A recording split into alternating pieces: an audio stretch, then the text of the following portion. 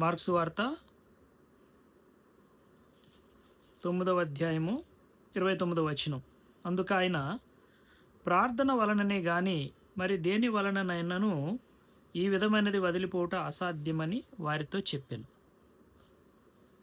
ప్రియులారా, ఈ రాత్రికాల సమయంలో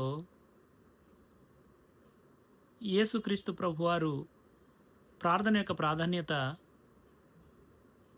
మరి తన శిష్యులకు వివరిస్తున్నటువంటి సందర్భంలోని మాట ఇది.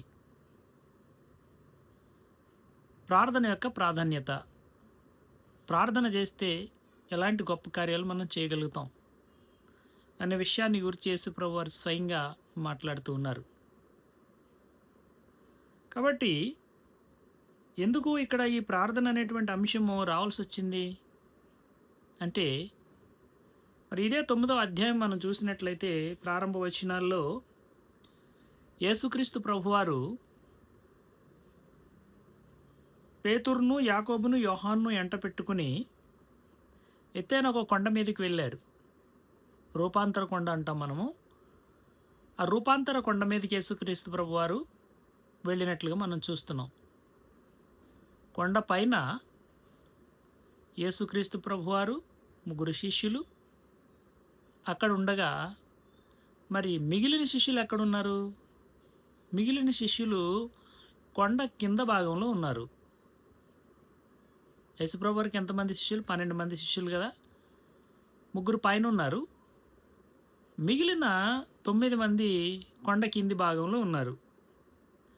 అయితే ప్రియులారా, ఈ కిందన పైన యేసుప్రభువారి యొక్క రూపాంతరము, ఒక అద్భుతమైన దృశ్యము అక్కడ జరుగుతూ ఉంటే, కొండ కింద ఉన్నటువంటి మిగిలినటువంటి శిష్యులు అక్కడ ఒక గందరగోళంలో, ఒక తర్కంలో పడినట్లుగా మనం చూస్తాం. ఎందుకు తర్కం వచ్చింది వాళ్ళకి అక్కడ అంటే, ఈ శిష్యులు ఒక దేవుని యొక్క ఒక సూచక క్రియను వాళ్ళు చేయలేకపోయారు. ఒక అద్భుతమైన ఒక గొప్ప కార్యాన్ని చేయలేకపోయారు. వీరు యేసుక్రీస్తు ప్రభువారితోనే ఉన్నారు. యేసుక్రీస్తు ప్రభువారి యొక్క బోధలు వింటున్నారు.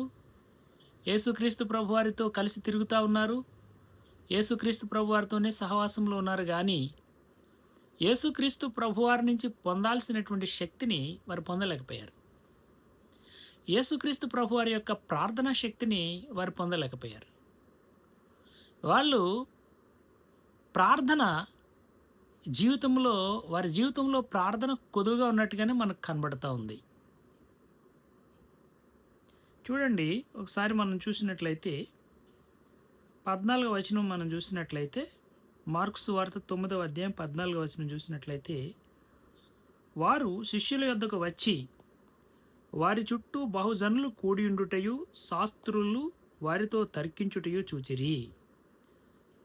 ఎవరొచ్చారు కిందికి? ఆ యొక్క రూపాంతర కొండ మీద నుంచి దిగి మరి కొండ మీదకి వెళ్ళినటువంటి యేసుక్రీస్తు ప్రభువారు, యేసుక్రీస్తు ప్రభువారితో పాటు వెళ్ళినటువంటి పేతురు, యాకోబు, యోహాను కొండ దిగువకు వచ్చేసరికి ఇక్కడ పరిస్థితి ఎలా ఉందంటే ప్రతికూలంగా ఉంది. మిగిలిన శిష్యుల దగ్గరికి వాళ్ళు వచ్చేసరికి వారు ఎట్లున్నారంటే, బహుజనులు కూడి ఉండేటియు శాస్త్రులు వారితో తర్కిస్తూ ఉన్నారు. శాస్త్రులు శిష్యులతో, మిగిలిన శిష్యులతో శాస్త్రులు తర్కం పెట్టుకున్నారు, వివాదం పెట్టుకున్నారు, గొడవ పెట్టుకున్నారు. పైన యేసుక్రీస్తు ప్రభువారు రూపాంతరములో ఉన్నారు. కిందన శిష్యులు శాస్త్రులతో, ఇక చాలామందితో తర్కంలో ఉన్నారు. ఏంటి తర్కం? ఎందుకు వచ్చింది ఈ తర్కం అంటే, ఆ కింద రాయబడి ఉంది, యేసుప్రభువారు శిష్యులు రూపాంతర కొండ మీద నుంచి వచ్చేసరికి ఇక్కడ తర్కం జరుగుతుంది. వెంటనే జనసమూహం అంతయు, 15వ వచనం, వెంటనే జనసమూహం అంతయు ఆయనను చూచి మిగుల విభ్రాంతి నొంది ఆయన యొద్దకు పరుగెత్తుకుని వచ్చి ఆయనకు వందనము చేసిరి. అప్పుడు ఆయన, మీరు దేనిని గూర్చి వారితో తర్కించుచున్నారని వారిని అడుగగా, శాస్త్రులు తర్కిస్తున్నారు కదా, ప్రభువారు కలగజేసుకున్నారు. ప్రభువారు కలగజేసుకుని ప్రభువారు అడుగుతున్నారు, దేని గురించి మీరు తర్కిస్తూ ఉన్నారు? ఎందుకు ఆ శిష్యులతో తర్కం పెట్టుకున్నారు? కారణం ఏంటి నాకు చెప్పండి అంటున్నారు యేసుక్రీస్తు ప్రభువారు. అప్పుడు అక్కడ ఒక ఆయన చెప్తా ఉన్నాడు చూడండి. 17వ వచనం. జనసమూహములో ఒకడు, బోధకుడా, మూగ దయ్యము పట్టిన నా కుమారుని నీ యొద్దకు తీసుకుని వచ్చితిని. అది ఎక్కడ వానిని పట్టునో అక్కడ వానిని పడద్రోయును. అప్పుడు వాడు నురుగు కార్చుకొని పండ్లు కొరుకుకొని మూర్ఛిల్లును. దానిని వెళ్ళగొట్టుడని నీ శిష్యులను అడిగితిని గాని అది వారి చేత కాలేదని ఆయనతో చెప్పాను. అందుకైన విశ్వాసము లేని మూర్ఖతరము వారలారా, నేను ఎంతకాలం మీతో ఉందును, ఎంతవరకు మిమ్మల్ని సహింతును, వారిని నా యొద్దకు తోడుకొని రండని వారితో చెప్పగా. సరే, ఇదంతా షార్ట్ కట్ చేద్దాం. యేసుక్రీస్తు ప్రభువారు ఈ యొక్క తర్కంలో ఇంటర్ఫీర్ అయ్యి వాళ్ళు అడుగుతూ ఉన్నారు. సరే, అతను నా దగ్గర తీసుకురండి అన్నారు. ఈ 9 మంది మిగిలిన శిష్యులు, కొండ కింద ఉన్నటువంటి శిష్యులు, ఆ దెయ్యం పట్టినటువంటి ఆ కుమారుణ్ణి యేసుక్రీస్తు ప్రభువారి దగ్గరకు తీసుకొచ్చారు. యేసుక్రీస్తు ప్రభువారి దగ్గరకు తీసుకొచ్చినప్పుడు ఈ మిగిలిన శిష్యులు చేయాల్సిన పని ఏంటండి? వాళ్ళు ఏం చేయాలంటే, ఆ ప్రభువారు పైకెళ్ళారు, మాలో నుంచి ఒక 3 శిష్యులను తీసుకుని ప్రభువారు పైకెళ్ళారు, ఆయన వచ్చే వరకు మీరు వెయిట్ చేయండి అని చెప్పాలి. ఈ రూపాంతరం ఎప్పుడు జరిగింది అనుకుంటున్నారు మీరు? రాత్రి వేళ జరిగింది అనుకుంటున్నారా? పగటి వేళ జరిగింది అనుకుంటున్నారా? ఇది అచ్చంగా పగటి వేళ జరిగింది. అందుకనే రాత్రిపూట జరగలేదండి, ఇది పగటిపూట జరిగింది. అందుకే చూడండి, అక్కడ మనకి చక్కనైనటువంటి బైబిల్ గ్రంథంలోనే ఆ మాట కూడా మనకి కనిపిస్తుంది. 9వ అధ్యాయం మార్కు సువార్త 9:7 చూడండి. మేఘం ఒకటి వచ్చి వారిని కమ్మగా, ఈయన నా ప్రియకుమారుడు, ఈయన మాట వినుడని ఒక శబ్దం ఆ మేఘములో నుండి పుట్టెను. మేఘం వచ్చి కమ్మిందంట వారిని. మేఘాలు ఎప్పుడు వస్తాయి? సాధారణంగా రాత్రులు కూడా వస్తాయి అనుకోండి. ఈ మేఘము దేనిని సూచిస్తూ ఉందంటే, పగటి సమయాన్ని మనకు సూచిస్తూ ఉంది. అందుకే రాత్రిపూట అయితే మరి ఆ దెయ్యం పట్టినటువంటి ఆ కుమారుడిని వాళ్ళు తీసుకుని రాలేరు కదా, పగటి సమయంలోనే జరిగిందని బైబిల్ గ్రంథం మనకు స్పష్టం చేస్తూ ఉంది. పైన యేసుక్రీస్తు ప్రభువారు రూపాంతరము కొండ మీద రూపాంతరం చెందుతూ ఉంటే, కిందనేమో శిష్యులు తర్కం పెట్టుకున్నారు. సరే, యేసుక్రీస్తు ప్రభువారు కలుగజేసుకున్నారు. ఎందుకు మీరు తర్కం పెట్టుకుంటున్నారంటే విషయం చెప్పారు. శిష్యులు చేయలేకపోయారు. ఆ దెయ్యాన్ని శిష్యులు వెళ్ళగొట్టలేకపోయారు. ఎందుకంటే వాళ్ళకి శక్తి లేదు. ఏ శక్తి లేదు? ప్రార్థనా శక్తి లేదు. ప్రార్థన ఆసక్తి లేదు, ప్రార్థనా శక్తి అంతకన్నా లేదు. కాబట్టి ప్రార్థన లేనందువల్ల వీళ్ళు ఎలవేట్టలేకపోయారు. అందుకే తర్వాత ఏకాంతంగా ప్రభువుని అడిగితే ప్రభు అంటున్నారు, ప్రార్థన వలననే గాని మరి దేని వలనైనను ఈ విధమైనది వదిలిపోవుట అసాధ్యము. అంటే వీళ్ళు యేసుప్రభు వారి శిష్యులైనప్పటికీ కూడా వారిలో కూడా సరైన ప్రార్థన లేదు, ప్రార్థనా జీవితం లేదు. పిల్లల మనలో కూడా చాలా సందర్భాల్లో ప్రార్థన లోపం చాలా ఎక్కువ ఉంటుంది. ఎన్నోసార్లు మనము ప్రార్థన సరిగ్గా చేయలేము. ప్రార్థన చేయాలంటే మాటలు కూడా రావు. ఒక్కొక్కసారి మనకి సరైన మాటలు కూడా రావు. ప్రార్థన చేయలేము. ప్రార్థన అంటే ఒక్కొక్కసారి విసుగు వస్తుంది. ప్రార్థన అంటే నిద్ర వస్తుంది. ప్రార్థన అంటే మనకి సమయము కూడా ఉండదు. ఇలాంటి పరిస్థితులు కూడా మనం వెళ్తూ ఉంటాం. ఆనాడు యేసుక్రీస్తు ప్రభువారి శిష్యులు కూడా ప్రభువారు ఏకాంతంగా ప్రార్థనకు వెళ్ళినప్పుడు మరి వీళ్ళు కూడా ప్రార్థనకు వెళ్ళాలి నిజానికి. కానీ వీళ్ళు ప్రార్థనకు వెళ్ళేవారు కాదు, నిద్రపోయేవారు. ఒక సందర్భంలో మనం చూస్తాం, మెలకుగా ఉండండి అని యేసుప్రభు వారు చెప్తే వీళ్ళు నిద్రపోతూ ఉంటారు. కాబట్టి మన జీవితంలో కూడా ప్రార్థన చాలా లోపంగా ఉంటుంది. అందుకే ఇలాంటి కూడికలన్నీ కూడా మన కోసం ఏర్పాటు చేయబడతాయి. ప్రార్థన మన జీవితంలో తగ్గిపోయినప్పుడు, ప్రార్థనా శక్తి మనలో నుంచి పోయినప్పుడు యేసు ప్రభువారి యొక్క శక్తిని మనం పొందలేం ప్రియులారా. యేసుక్రీస్తు ప్రభువారి యొక్క శక్తిని మనం పొందలేనప్పుడు మనం కూడా గొప్ప కార్యాలు చేయలేము, గొప్ప కార్యాలు చూడలేము, గొప్ప కార్యాలు పొందలేము. ఇక్కడ ఈ దెయ్యం పట్టినటువంటి బాలుని యొక్క తండ్రిని యేసుప్రభువారు ఒక మాట అడుగుతారు. 23వ వచనంలో ఏమంటారంటే, "నమ్ముట నీ వలననైతే నమ్మువానికి సమస్తమును సాధ్యమే" అని అతనితో చెప్పాను. వెంటనే ఆ చిన్నవాని తండ్రి, "నమ్ముచున్నాను, నాకు అపనమ్మకం ఉండకుండా సహాయం చేయమని" బిగ్గరగా చెప్పాను. నమ్ముట నీ వలననైతే నమ్మువానికి సమస్తము సాధ్యం. అంటే మనం నమ్మితేనంట మనకు సమస్తము సాధ్యమే. ప్రభు ఇది చేయగలడని మనం నమ్మినట్లయితే అది సాధ్యమైపోతుంది. అది ఎంతటి అసాధ్యమైన కార్యమైనప్పటికీ కూడా సాధ్యమైపోతుంది. మనం నమ్మాలి. అయితే ప్రియులారా, ఈ వ్యక్తి నేను నమ్ముతున్నానని చెప్పాడు. మంచిదే. కానీ ఇతనికి ప్రార్థన అవసరం లేదు. ఎందుకంటే అతను ప్రభువుని ఎరిగిన వాడు కాడు. కానీ ప్రియులారా, శిష్యులకి ఏం కావాలా? నమ్మకము కావాలా? ప్రార్థన కావాలా? మనకేం కావాలా? ఆయన ప్రియ శిష్యులమైనటువంటి మనం, ఆయన బిడ్డలమైన మనకేం కావాలా? ప్రార్థన కావాలా? నమ్మకము కావాలా? ఎందుకు మనకి ఈ 2 ఎందుకు కావాలి అంటే, ప్రభువు నామం పేరిట మనం గొప్ప కార్యాలు చేయాలనుకుంటాం. మనం గొప్ప కార్యాలు చేయాలని మనం అందరం అనుకుంటాం. గొప్ప కార్యాలు మన ద్వారా జరగాలని కోరుకుంటాం. మనం ఎవరైనా రోగుల దగ్గరికెళ్ళి ప్రార్థన చేసినప్పుడు వాళ్ళు స్వస్థపరచబడాలని కోరుకుంటాం. మనం ఎవరైనా ప్రార్థన చేస్తే వారి యొక్క బాధలు తొలగిపోవాలని మనం కోరుకుంటాం. ఎవరైనా ఆర్థికపరమైన ఇబ్బందుల్లో ఉంటే మనం ప్రార్థన చేసినప్పుడు వారి ఆర్థికపరమైన ఇబ్బందులు తొలగించబడాలని కోరుకుంటాం. అయితే ఇవన్నీ జరగాలంటే ఏముండాలి? మొదటిగా ప్రార్థన ఉండాలి. రెండోది, ఇవేవైతే మనం చెప్పామో ఇవన్నీ కూడా మన జీవితంలో కూడా జరగాలని కోరుకుంటాం. మన విశ్వాసులుగా అనేకులకు సమస్యలు పోవాలని కోరుకుంటాము. అలాగే మన సమస్యలు కూడా తీరాలని ప్రార్థన చేస్తాం ప్రభువుని. కాబట్టి 2 లక్షణాలు మనలో ఉండాలి. ప్రార్థన మనలో ఉండాలి, నమ్మిక మనలో ఉండాలి. ఇక్కడ మనం చూసినట్లయితే ప్రియులారా, శిష్యులు ప్రార్థనా శక్తిని కోల్పోయినట్లుగా, ప్రార్థన జీవితం చల్లబడిపోయినట్లుగా మనం చూస్తాం. నిజానికి ఇక్కడ ఈ కిందనున్నటువంటి శిష్యులు చేసిన పెద్ద మిస్టేక్ ఏంటంటే, ప్రభువారు పైనున్నారు, ప్రభువారు చేయగలిగిన పని ప్రభువారు చేయాలి, మనం చేయలేము అని వీళ్ళు తీర్మానం చేసుకుని వచ్చినటువంటి వ్యక్తులను ప్రభు కొరకు ఎదురు చూసేలాగా వెయిట్ చేయించుంటే, మీరు ప్రభు కోసం ఎదురు చూడండి, ప్రభువారు వస్తారు, పైకి వెళ్ళారు, కొండ మీదకి వస్తారు, ఆయన చేస్తారు అనాలి. కానీ శిష్యులు ఏం చేశారు? మేము చేస్తామని రెడీ అయిపోయారు, మేము వదిలేస్తామని రెడీ అయిపోయారు.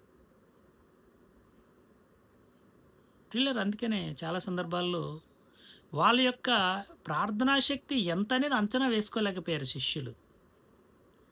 మన ప్రార్థనా శక్తి ఎంత, మన భక్తి ఎంత, మన శక్తి ఎంత, మన ప్రార్థనా శక్తి ఎంత, ఈ కార్యం మనం చేయగలమా లేదా అనే ఆలోచన లేకుండా ఒక సూచక క్రియ చేయడానికి, ఒక అద్భుతం చేయడానికి ముందుకు వెళ్ళిపోయారు.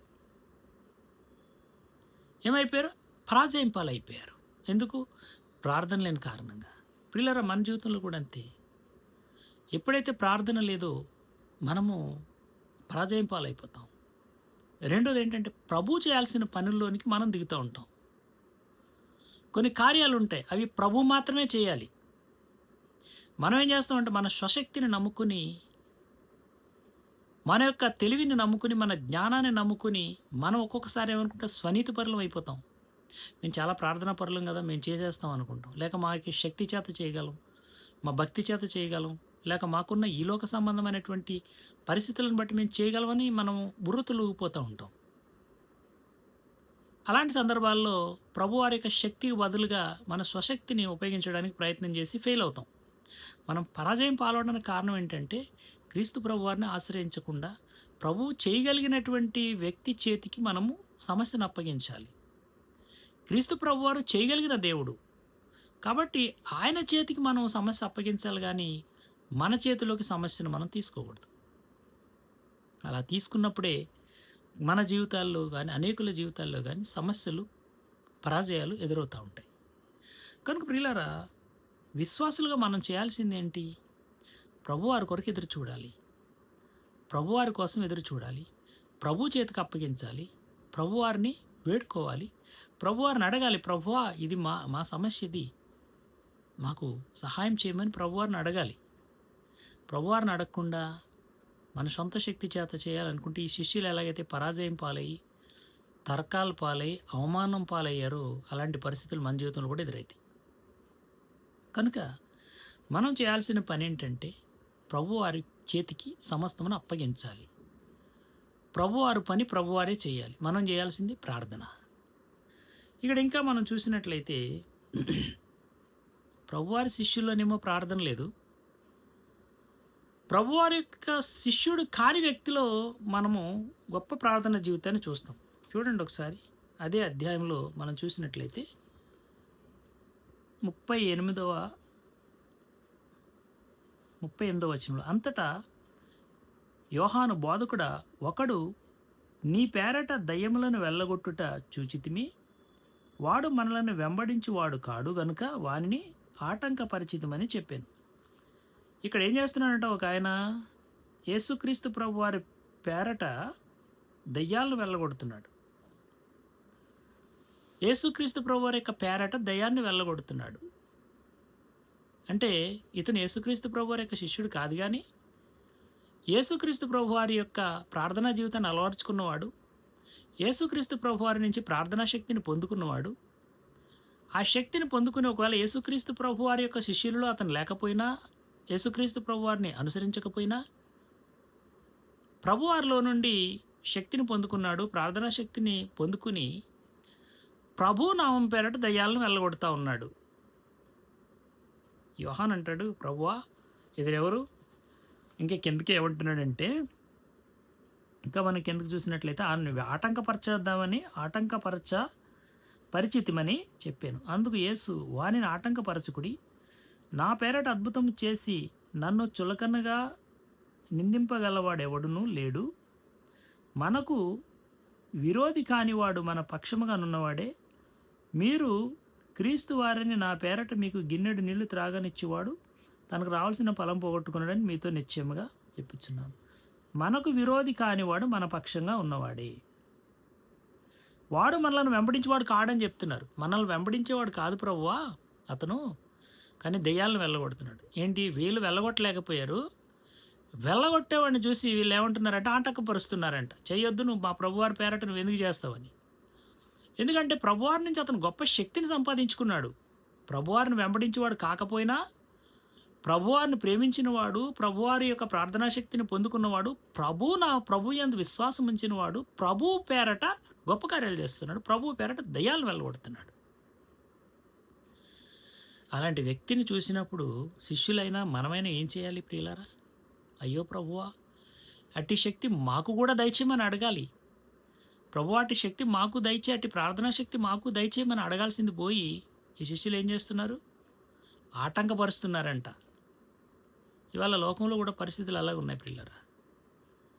ప్రభు నామం పేట ఎవరైనా మంచి పరిచయం చేస్తున్నారనుకోండి, మాకు సంబంధించిన వ్యక్తి కాదు, ఆటంకపరచండి, మీరు అతని పరిచయం ఆపండి, మాకు సంబంధించిన వ్యక్తి కాదు, మమ్మల్ని వెంబడించేవాడు కాదు, మా సంఘమోడు కాదు, మా సహవాసముడు కాదు. ఇలాంటి పరిస్థితులు వచ్చి ఇక్కడ ఆనాడు కూడా ఇదే జరిగింది. మమ్మల్ని వెంబడించినటువంటి వ్యక్తి, మమ్మల్ని అనుసరించినటువంటి వ్యక్తి, యేసుక్రీస్తు ప్రభువారిని వెంబడించిన వ్యక్తి, అనుసరించిన వ్యక్తి అయినప్పటికీ కూడా యేసు ప్రభువారిని ప్రేమించిన వాడు, యేసుక్రీస్తు ప్రభువారి నుండి ప్రార్థనా శక్తిని నేర్చుకున్నవాడు, యేసుక్రీస్తు ప్రభువారి యొక్క నామమున దయ్యాలను వెళ్ళగొడుతున్నాడు. అతని నుంచి మనం నేర్చుకోవాల్సింది అది.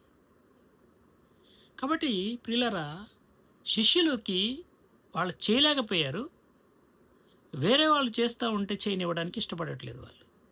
మనం కూడా అంతే పిల్లలు, చాలా సందర్భాల్లో మనం సిగ్గుపడాల్సిన చోట గర్వపడుతూ ఉంటాం, తల దించుకోవాల్సిన చోట మనం తల ఎగరేస్తూ ఉంటాం. ఎక్కడైతే మనం తగ్గాల్సిన చోట మనం హెచ్చించుకుంటూ ఉంటాం. ఎక్కడైతే మనం అవమానకరమైన జీవితాన్ని జీవిస్తూ దేవుని కొరకు దేవుని పాదాలు పట్టుకోవాల్సిన పరిస్థితుల్లో విమర్శలు చేస్తూ ఉంటాం. కనుక పిల్లరా, శిష్యులు కూడా అలాగే చేస్తూ ఉన్నారు. నేను చేయని పని వాళ్ళెందుకు చేయాలి? మేము ఇంతమంది ఉన్నాం, 12 మంది మేము చేయలేకపోయాం. ఈడు ఒక్కడు ఆటంకపరుస్తున్నాడు. మనం కూడా చాలా సార్లు చూస్తూ ఉంటాం. అసూయపరులు ఎక్కడ చూసినా ఇలాంటి వాళ్ళుంటారు. ఎవరైనా మంచిగా వాక్యం చెప్తే మేము చెప్పలేకపోతున్నాం, వాళ్ళెందుకు చెప్పాలి? మంచిగా పాట పాడితే మేము పాడలేకపోతున్నాం, వాళ్ళెందుకు పాడాలి? మంచిగా పరిచర్య చేస్తే మేము చేయలేకపోతున్నాం, వాళ్ళెందుకు చేయాలి? ఏ విధంగానైనా ఆటంకపరచాలి. ఏ విధంగానైనా అడ్డుకోవాలి. ఏ విధంగానైనా వాక్యం చెప్పకుండా చేయాలి. ఏ విధంగానైనా పాట పాడకుండా చేయాలి. ఏ విధంగానైనా సువార్త ప్రకటించకుండా చేయాలి అనేవాళ్ళు లేరా ఇవాళ? ప్రతి సంఘంలో ఉన్నారు. ప్రతి సంఘంలో ఉన్నారు. ఆ వ్యక్తి క్రీస్తు యొక్క అనుచరుడు కాకపోయినా క్రీస్తు ప్రభువారిని వెంబడించి ఈ 12 మంది శిష్యుల వలె క్రీస్తు ప్రభువారి కొరకు కూడా తిరగకపోయినా, క్రీస్తు ప్రభువారి నుంచి ప్రార్థనా శక్తిని పొందుకొని, ప్రార్థన నేర్చుకుని, ప్రభువుని యందు విశ్వాసం ఉంచి, ప్రభువారి యొక్క శక్తిని పొందుకుని, ప్రభువు నామం పేరట గొప్ప కార్యాలు చేస్తున్నాడు. మరి కూడా తిరిగిన శిష్యులో రోజు ప్రభువారితో రొట్టెలు తినే శిష్యులు, రోజు ప్రభువారితో కలిసి తిరిగే శిష్యులు, ఆయన్ని వెంబడించి హత్తుకునుండే శిష్యులు, ఆయన చేసే అద్భుతాలు చూసే శిష్యులు, వీళ్ళు చేయలేకపోతున్నారు ఆ పని. కారణం ఏంటంటే ప్రియులారా, ప్రార్థనలేమి. మన జీవితంలో కూడా సరైన ప్రార్థన లేకపోతే, సరైన భక్తి జీవితం లేకపోతే, మనం క్రీస్తు ప్రభువారిని వెంబడిస్తున్న వారమైనా, క్రీస్తు ప్రభువారికి కూడా మనం తిరుగుతూ ఉన్నా, నిత్యము ఆయనను వెంబడిస్తూ ఉన్న ఆయన నుంచి పొందాల్సిన శక్తిని మనం పొందుకోకపోతే, ప్రార్థనా శక్తి మనలోకి రాకపోతే మనము ఏమీ చేయలేం. మన ప్రార్థనలకు జవాబు రాదు.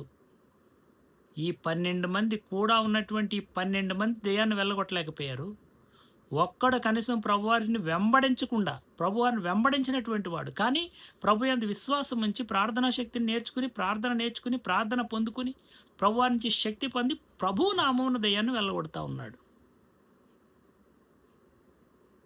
మనం శిష్యులు అనిపించుకుంటే సరిపోదు. మన విశ్వాసులు అనిపించుకుంటే సరిపోదు.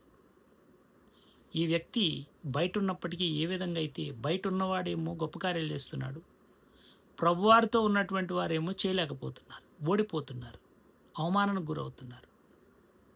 రాత్రికాల సమయంలో మన జీవితాన్ని మనం పరీక్ష చేసుకుందాం ప్రియులారా. ఇంతకాలం మనం ప్రభువారితో ఉంటున్నాం అనుకుంటున్నాం కానీ ఆయన నుంచి ఏమి నేర్చుకున్నాం? మనం ప్రభువారిని నమ్ముకుంటున్నాం, మంచిదే. ప్రభువారి నుంచి ఏమి నేర్చుకున్నాం? మనం ప్రభువారి నుంచి ప్రార్థన నేర్చుకున్నామా? యేసు ప్రభువారు నేర్పిన ప్రార్థన నేర్చుకున్నామా? యేసు ప్రభువారి యొక్క భక్తి జీవితాన్ని, యేసు ప్రభువారి యొక్క ఏకాంత ప్రార్థన, పట్టుదలతో కూడిన ప్రార్థన మనం నేర్చుకున్నామా? అలా నేర్చుకున్న వారు విజయవంతులయ్యారు. ప్రభువారి నుంచి ప్రార్థన నేర్చుకుని ప్రార్థనా శక్తిని పొందినటువంటి దైవజనులు భగత్ సింగ్ గారు అద్భుతమైనటువంటి గొప్ప కార్యాలు చేయగలిగాడు, గొప్ప సంఘాలు కట్టగలిగాడు, గొప్ప సేవ చేశాడు, భూమిని తలకిందులు చేయగలిగాడు. ఏం నేర్చుకున్నాడు ఆయన? ప్రభువారి నుంచి ప్రార్థన నేర్చుకున్నాడు, ప్రార్థించడం నేర్చుకున్నాడు. ప్రతిదానికి ప్రార్థన చేయడం, దేవుని చిత్తాన్ని తెలుసుకోవడం. ఈ రాత్రికాల సమయంలో ప్రభువారి నుంచి మనం ప్రార్థన నేర్చుకుంటే, మనం కూడా ఈ 12 మంది చేయలేని ఒక గొప్ప కార్యాన్ని ఆ ఒక్కడు ఎలా చేయగలిగాడో అలాగే మనము ప్రభువారి నుంచి ప్రార్థన నేర్చుకుంటే ప్రభువు నామమున బలమైన కార్యాలు మనం చేయగలుగుతాం, ఈనాటికి చేయగలుగుతాం. ఆ శక్తిని మనం పొందుకుంటే మనము దయ్యాలను వెళ్ళగొట్టగలుగుతాం. మనము అనేకుల కొరకు, రోగుల కొరకు ప్రార్థన చేస్తే రోగాలు పోతాయి. మనము అనేకుల సమస్యల కొరకు ప్రార్థన చేస్తే వారి సమస్యలను దేవుడు పరిష్కరిస్తాడు. మనము కూడా గొప్ప కార్యాలు చేయగలుగుతాం ఇవాళ కూడా. ఎందుకంటే యేసుక్రీస్తు ప్రభువారు నిన్న నేడు నిరంతరం ఏకరీతిగా ఉన్నాడు. యేసుక్రీస్తు ప్రభువారి నామమున ఆనాడు 2000 సంవత్సరాల కిందట ఆ వ్యక్తి యేసు నామమున దయ్యాలను వెళ్ళగొడితే ఈనాడు మనం వెళ్ళగొట్టలేమా? మనం కూడా వెళ్ళగొట్టగలం. అయితే దీనికి కావలసినటువంటి వనరు, శక్తి ఏంటంటే ప్రార్థన. ఆ ప్రార్థన మనం ప్రభువారి నుంచి నేర్చుకోవాలి. ఆ ప్రార్థనను మనం ఫాలో అవ్వాలి. గంటల తరబడి చేసే ప్రార్థన, ఎడతెగక చేసే ప్రార్థన, మెలకువగా ఉండి చేసే ప్రార్థన యేసు ప్రభువారి యొక్క శక్తిని పొందుకునే ప్రార్థన మనం చేసినట్లయితే తప్పకుండా మనం కూడా ప్రభువారు చేసినటువంటి గొప్ప కార్యాలు ఆనాడు ప్రభువారు, అందుకే ప్రభువారు ఒక మాట అంటారు, మీరు నాకంటే గొప్ప కార్యాలు చేస్తారన్నాడు.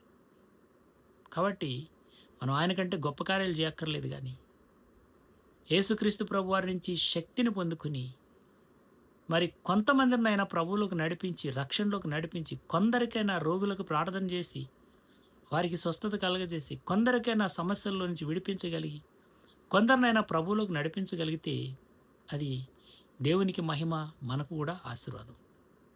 కాబట్టి ప్రియులారా, ఈ రాత్రికాల సమయంలో మనం నేర్చుకోవాల్సింది ఏంటంటే 2 విషయాలు నేర్చుకోవాలి. మొట్టమొదటిగా నమ్మిక మనకు ఉండాలి. మన జీవితంలో ప్రభువారి కార్యాలు మనం చూడాలంటే విశ్వాసము లేక నమ్మిక ఉండాలి. మనము దేవుని కొరకు, దేవుని నామమును గొప్ప కార్యాలు చేయాలంటే తప్పకుండా ప్రార్థన మనలో ఉండాలి. శిష్యుల వలె ప్రభు చేయాల్సిన పనిని మన చేతుల మీద వేసుకోకూడదు. ప్రభువును మహిమపరచాల్సిన కాడ మహిమపరచాలా, ప్రభు కార్యాలు చేసే చోట ప్రభువారికే చోటు ఇవ్వాలా. మనం చేయాల్సిన చోట ప్రార్థనా శక్తితో ఆ ఒక్కడు అతను ఏ విధంగా అయితే చేశాడో అలాగ మనం ప్రభు నామమున అద్భుతాలు చేసేవారిగా ఉండాలి. అట్టి ప్రార్థన మనకు నేర్పించమని ఈ రాత్రికాల సమయంలో, అట్టి విశ్వాసం, అట్టి ప్రార్థన మనకు దయచేయమని ప్రభువారిని అడుగుదాం. దేవుడు ఈ చిన్న మాటలు దీవించునుగాక. ఆమేన్.